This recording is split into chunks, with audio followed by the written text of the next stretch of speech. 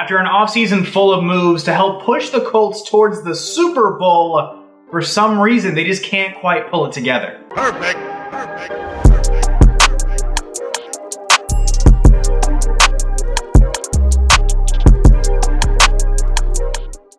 Going into this season, I was incredibly excited to see just what the Indianapolis Colts may have had up their sleeves going into the regular season, with moves like bringing in former NFL MVP Matt Ryan, former Defensive Player of the Year Stephon Gilmore, to play along with Michael Pittman Jr., Jonathan Taylor, the very strong offensive line, and a number of young players are on the roster with a lot of promise, including a number of very solid defensive key players and an established head coach.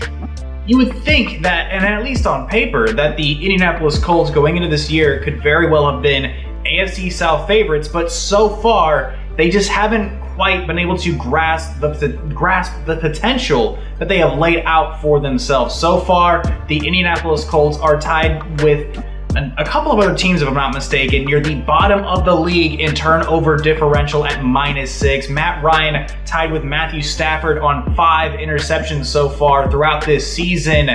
And the passing attack ranks 10th in the NFL, but the rushing attack absolutely near the bottom of the NFL. One of the worst rushing offenses in the NFL so far this season, and with a standout running back in Jonathan Taylor and a number of very good offensive linemen, it just makes you scratch your head as to what exactly is happening. I've seen a couple of other measurables and other statistics around showing that the Indianapolis Colts rank near the bottom of the NFL as well in effectively just pushing defensive linemen backward, putting a lot more defensive linemen on their heels in the rushing attack, and it's attributing to a rushing attack that right now is only averaging less than 90 yards, 87.8 yards per game to be specific. So an offense that so far is having trouble a little bit in the passing game, but absolutely in the running game, and then defensively just hasn't necessarily been able to slow down their opponents quite enough to keep the offense in the game. Watching film on this team, you see this team just making simple errors like drops or just boneheaded moves when it comes to interceptions. The Indianapolis Colts so far this season just have not looked like the team that can reach that potential, to reach that Super Bowl level potential. On paper, like I've said earlier in this very video, you would think all of these pieces put together would make them an incredibly successful team, but we just haven't quite seen that spark. And right now, dead last in the entire NFL in points per game through the first 4 weeks, averaging just over 2 touchdowns at 14.8 points per game is not how you're going to win in the NFL currently. They have a tie on their record with their in-division Houston Texans, a loss to both the Titans and the Jacksonville Jaguars. And if the Texans had at least one win on their record, I feel like they probably would be ahead, or obviously very much so tied, with the Colts for last place in the division. The only winless team left in the NFL are the Houston Texans, and the Colts tied with them. So far throughout this season, things just haven't been going quite as planned, obviously. With a team with so much potential, so much young talent, a good coaching staff, a good culture, good ownership that is invested into the team, and a city that is invested into the team, a fan base invested into the team, so far, they just haven't quite been able to put this thing together. Now, am I saying it's going to be completely doom and gloom for the rest of the season? There's still plenty of weeks of football left to go, but if the Indianapolis Colts have any chance of making a playoff push in a very crowded AFC, they need to snap into it right now. So the keynote, the thumbnail portion of the video out of the way, let's creep into a little bit more of the preview side of things and take a look at our fantasy picks of the week. The first player I'm going to spotlight going into week 5 is going to be Tyler Algier, the running back for the Atlanta Falcons, the 6th best rushing attack so far by the numbers this season have been the Atlanta Falcons. And with Cordarrelle Patterson slated to miss at least a month of games, Tyler Algier, who has already been very involved in the Falcons offense, has a very ample opportunity to step up and be an effective running back. And when it comes to fantasy football, if you're in a pinch at running back, I think Tyler Algier is going to be your guy this week. Next man up, it's going to be Tyler Boyd, the wide receiver for the Cincinnati Bengals. With defenses really putting a lot of effort into slowing down the dynamic duo of Joe Burrow and Jamar Chase, I think NFL defenses are still going to be leaving players alone, a little bit on islands, and Tyler Boyd right now feels like he'd be a very sneaky good pickup for you or maybe one of your opponents in your fantasy league. Right now, go out and grab him. I think coming out of the slot, he has a lot of opportunities to see touchdowns, just the forgotten man in an offense that also features T. Higgins and Joe Mixon. So Tyler Boyd going to be a very sneaky pickup that down the road could very well work out. And the final fantasy pick that I have for you this week is another wide receiver from the Arizona Cardinals, Rondale Moore. Last week saw his first bit of NFL action this season after dealing with a bit of a hamstring issue, but I think he's going to take over the role that so far has been fitted very well by Greg Dortch.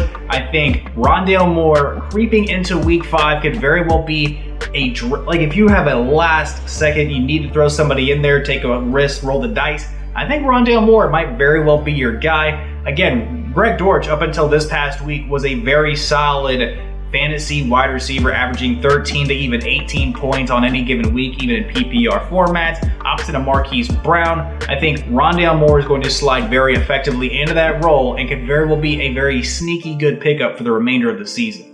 So the thumbnail stuff out of the way, fantasy football picks out of the way, it's time to move on to the final segment of this preview. It's going to be our Week 5 picks. So starting things off, Thursday night football. Indianapolis Colts at 1-2-1, taking on the Denver Broncos 2-2 in Denver right now. Both of these offenses are seeing a lot of trouble and a lot of, uncomfortability so far on the season. But if I had to pick right now, I think I might be leaning with Russell Wilson and the Denver Broncos. They may have figured a couple of things out, even in that loss against the Las Vegas Raiders last week. So I'm going to roll with the Denver Broncos on Thursday Night Football. Creeping into Sunday, the London game featuring the New York Giants at 3-1 and the Green Bay Packers at 3-1. This one's going to be probably a lot closer than people are expecting so far. The Giants have been a nice surprise on the season. However, I'm going to go with the Green Bay Packers and Aaron Rodgers all the way across the pond in London. Next matchup, Pittsburgh Steelers at 1-3 taking on the Buffalo Bills. This one's going to be a cakewalk. This one's going to be easy. Give me the Buffalo Bills in this one. Los Angeles Chargers taking on the Cleveland Browns, a matchup of 2-2s. I give me tough one here, but I'm going to take the Browns in this one. I think Kevin Stefanski's probably going to roll in with a very good game plan. And coming off of a rough loss against a very sneaky good Falcons team, I think the Browns are going to take it at home with that really good pass rush. And then the next matchup, Chicago Bears taking on the Minnesota Vikings. I think this one's going to have some intrigue, some interest, but at the end of the day, Vikings all the way. Detroit Lions heading into Foxborough to take on the Patriots. Detroit's offense is going to blow the doors away from whoever the opposing quarterback is for New England. Give me the Lions in that one. Seattle Seahawks taking on the New Orleans Saints. Right now, both these teams are kind of in a weird position. However, I'm going to go with the New Orleans Saints at home on this one. They're going to have Michael Thomas back more than likely, as well as Alvin Kamara, very hopefully. And then the Miami Dolphins taking on the New York Jets without Tua Tagovailoa, very potentially going to miss this upcoming Sunday matchup. Give me the Jets in an upset of the week. I know the Dolphins are hot right now, and I know they got a lot of talent right now, but I think the Jets are going to hang into this one. They've been very aggressive so far this season, and I wouldn't be shocked if this is the upset of the week. Atlanta Falcons taking on the Tampa Bay Buccaneers in Tampa. Give me Tom Brady. The offense looks like they're kind of getting into a little bit of a flow. The Tennessee Titans taking on the Washington Commanders. Easy peasy. Give me the Titans in this one.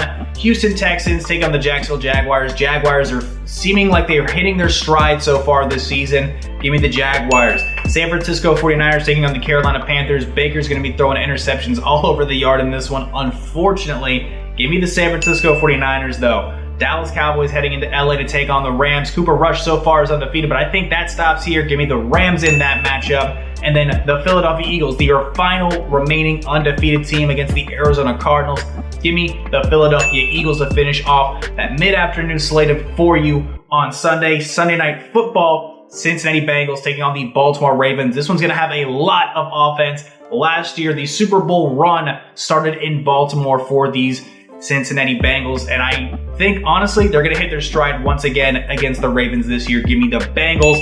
And finally, Monday Night Football, Las Vegas Raiders taking on the Kansas City Chiefs in Arrowhead. Give me the Chiefs. But that's all I got for you this week. So thank you so much for stopping by, watching the video. Of course, feel free, stick around and watch some more content. Like, comment, share, subscribe, and of course, get the bell on to know every single time I'm dropping a video. My name is Tristan Blake Rines. I'll catch you in the next one. Adios.